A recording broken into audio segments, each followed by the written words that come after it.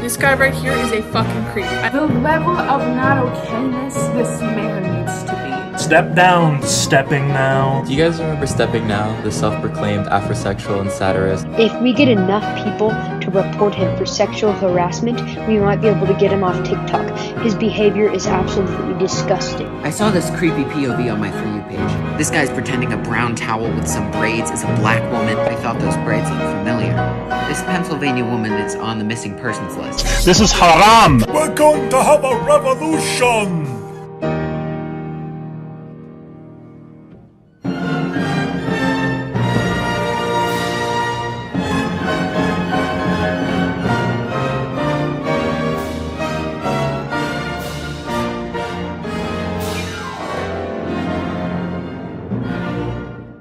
Here we are, man. We're here with SteppingNow, TikTok, the comedian, the Afrosexual, the man who has made a lot of waves these days. How you doing, man? Hey, good. Thanks for having me on here, the pod. And it's been a wild 2 months on TikTok. It has been a wild 2 months. I mean, you had a big ass account. How many followers did you have in that one? The first one. In a span of a couple days, I went from like 30K to like 44K. 44K. Jeez. That's crazy. And then he got banned because a big group of people, primarily from the the LGBT people, they just they got really pissed off. They started duetting his stuff, reacting to it. Then we got that Robert Tolby guy, big account that fucked you up even more. Have you seen any of Robert's stuff? I have seen. I saw the one he did about you and like his other videos in general. Yeah, I follow him. Did you see the one he did with Shane Dawson? What did he say about Shane? It kind of encapsulates his style where I don't know what was going on with Shane at the time, but he found an image of Shane and off of the reflection there was a reflection in the pupil of Shane's eye he zoomed in on, and he was able to change the contrast in Photoshop and depict it as looking like someone was holding a gun to him. And he was like, "Oh, Shane, I hope you're okay." And that's about how his style is, except no one flooded Shane's YouTube comments with, "Hey, you're being held at gunpoint." No one called police departments in Shane's area to, report a crime. Like everybody just laughed at it, where, I had enough of a reputation of where people started, going after a witch hunt after me. Yeah. I mean, listen, I'm just gonna say this though, but you had to see it coming. I mean, did you see it coming? Did you not? Did you just expect this was gonna be like something that was just gonna fly by, and people will understand that it's a joke? I've had bigger accounts punch down to me, and when I saw Robert's video, I thought it was funny. And like I was like, oh, like I'm gonna get a whole bunch of clout out of this. And but things started to really change when his followers were like, "Oh, I think you just solved a missing persons case. This guy's really a kidnapper." So the previous attacks where I came in the crosshairs of large accounts, it was always something I could just roast them back or make bullshit videos. I could just reverse troll them back and get a bunch of clout and followers off of it, which is how I built my following. I would say like half of my followers were other trolls and the other half were people that hated me. It's crazy though. I mean, you said you were a volunteer firefighter also? So about a year ago, I got involved with volunteering with my local fire department, and it was a very laid back type of volunteer position. I found out about that I got into that I enjoyed, and I've been doing that for about a year. And my name was on the members list, and they, they were so determined to find out my real identity. Once they did, they Googled my name. They saw it pop up on the fire department site, and someone sent a long email to the fire chief, and I got called about it the next day. And it was easier for me to just resign and have to turn all my gear back in. It's crazy, man. Because of that one dude, man. And he had an apology video, and he's like, well, it doesn't matter if he's a comedy account. It doesn't matter if he was joking. He's made people feel uncomfortable in the past, and if you commit a crime when you're joking around, you're still committing a crime. Or that was basically his logic. How does your girlfriend feel about that? She was against. She's always been against me making TikToks. She was really more concerned with people recognizing me, and then people in her life recognizing that I was with her and coming to her with things. So she told me very early on, when I first started making videos, look, I don't want to be in any of your videos. I don't want you to talk about me in any of your videos. I don't want you to show any photos of me in any of your videos. We had an understanding that she wasn't going to be a part of any of the content. And that was kind of that. To this day, she doesn't see my TikTok videos. She sees them as something that I should stop doing to protect my future chances with employers, or she is a musician, and her music is her creative outlet, because I don't draw, I don't paint, I don't play an instrument. And it wasn't until I started doing TikToks 7-8 months ago that I really found a way to be creative. I wanted to be a stand-up comic. That was what I've always wanted to do. So once TikTok came around, I started doing it. She doesn't understand that it's not just making videos. It's the only way I can be creative and be successful at something creative. Yeah, create a fan base. It's worked anyways, because even though you were banned and you came back, you still got that sort of cult-like following. Yeah, I was surprised I was able to regain about 1/8 of my following in 3 weeks. Because they assume who your character is off the content. One thing a lot of people don't realize is that your girlfriend is actually black. Does that actually make you an Afrosexual?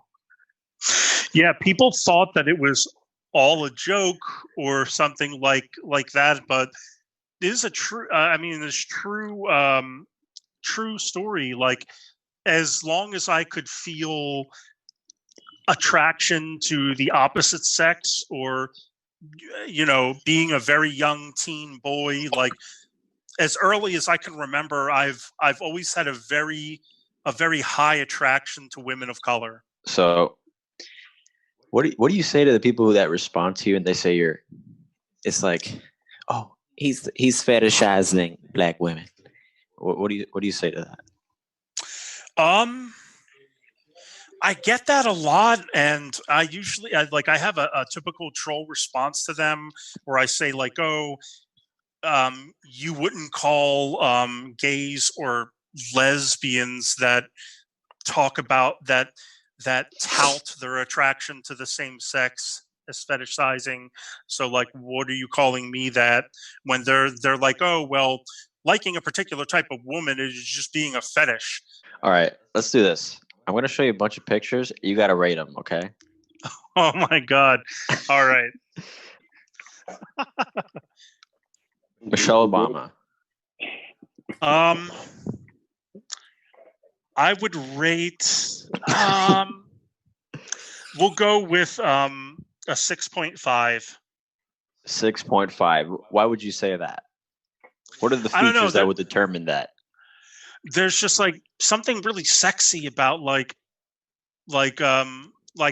don't get me wrong, like I like my BBWs, but there's something sexy about like a muscular woman like being able to, because like I get winded easily and I'm not that flexible, and like Right.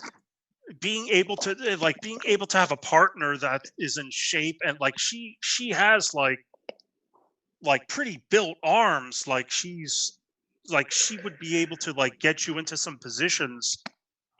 So That's great. That's what would go into my rating. Okay, so let's go to number 2. We got Lizzo, Queen Lizzo. This might surprise you, but like I would have to give her like a 4. Wow. You would give her a 4. Okay. I have to give her a 4.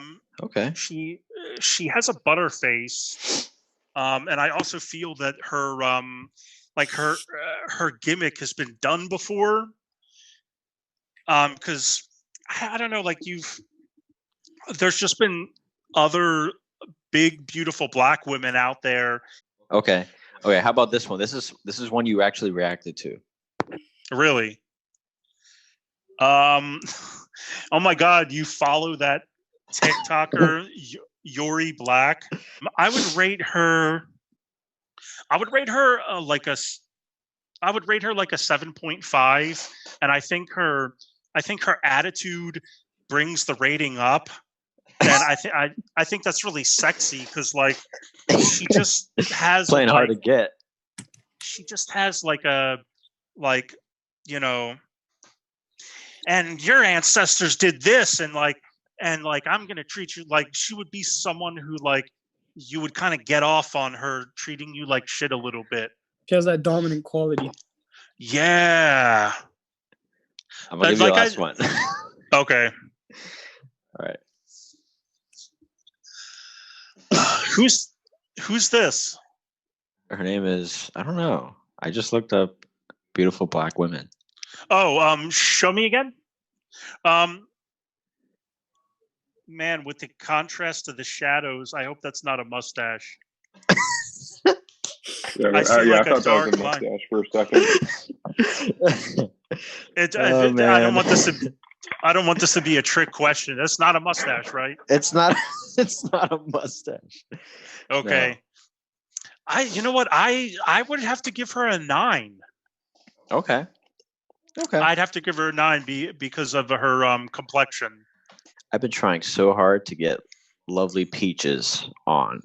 I emailed. I DM'd Take a while. Peaches. How can we get Peaches over here?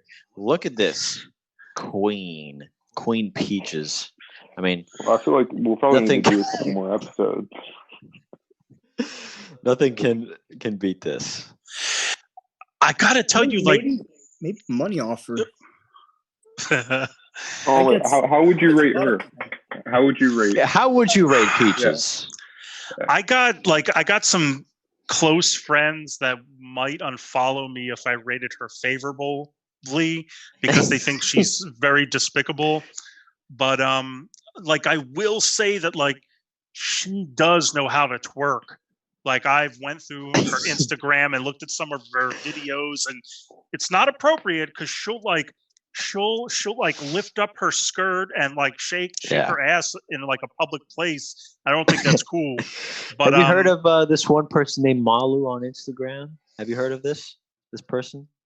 No. Okay, well, basically, it's one of those Instagram models, but this one is like kind of like a bad baby, but like a Cuban bad baby, like one of those ratchet people. They think they ghetto, and they have tattoos all over themselves. That type. Like, oh, look at me, I want to be black, and she says the N-word before too. Okay, and I guess she's kind of popular on Instagram, but Peaches happens to be a big fan of this person. Let me try to pull up a picture of her. Maybe you've seen her. Malu. She's like 15. Okay, she's like 16, 15. Oh, she's 17. And Peaches is one of the biggest fans of this person. So guess what she does? I think she goes to Florida and she finds her house and she takes a picture outside of her house. All right. Obviously this creeps the girl out. She does the live stream. She gets Peaches on the live stream and she's like, "What are you doing in my house? What are you doing outside my house?" All she does is hit her. She's like, have you seen those videos of her? Like, she's like hitting herself. She's like crazy. Oh, that's the story with that? I don't know. I don't know why she started doing that, but she did that in the live. The girl was kind of creeped out. She's like, "Whoa, you gotta like chill out." She kept doing it, and then she was like laughing hysterically while doing it, like psychopath stuff, And definitely on drugs. Just yeah, and definitely on something. That's not even the worst part.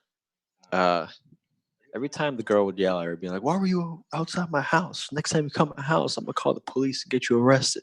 She was just laughing, saying, "I love you, Malu. You're the best." It was really weird. But then the worst part came. She laughed more hysterically. Then she flashed the cooch, and then she screamed. It's on YouTube. It's on YouTube. You can find it. She screamed. She was screaming, and then she ended the live. It's probably the funniest thing. Yes, it's on YouTube. Just look it up. It's really funny. But this Milo is a 17-year-old. Malu, yeah. Malu. She's a 17-year-old. She got popular by doing those stupid little. Well, was she like 13 or something when that happened? Like she was doing those like like every person on TikTok, every woman on TikTok. Well, not everyone, but most of them, they do all these like inappropriate videos and stuff. Basically that. Like it was belly and dancing Vine. though. She was like 12, 13 when she was doing that. I would think that flashing a 17-year-old would put you in the sex offender registry. It would, wouldn't it? And this was done on a live, actually. So I'm surprised Peaches never got, something. She never got. She never paid the consequence. Here it is. Oh. Danny, you want to mirror that? Let us play black. Pause. Oof. Yo, what the hell? Yo, fuck, I can't go. Yeah, you have to blur that.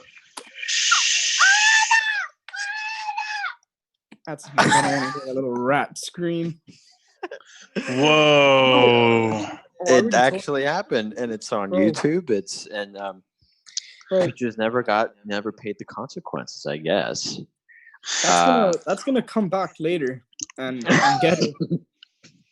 Yo, Peaches will start an Instagram live with just her on all fours getting having sex in a hotel room. Like I've heard about this before. Like she'll just start a live while having sex. Yeah, I've heard of that Fucking too. disgusting.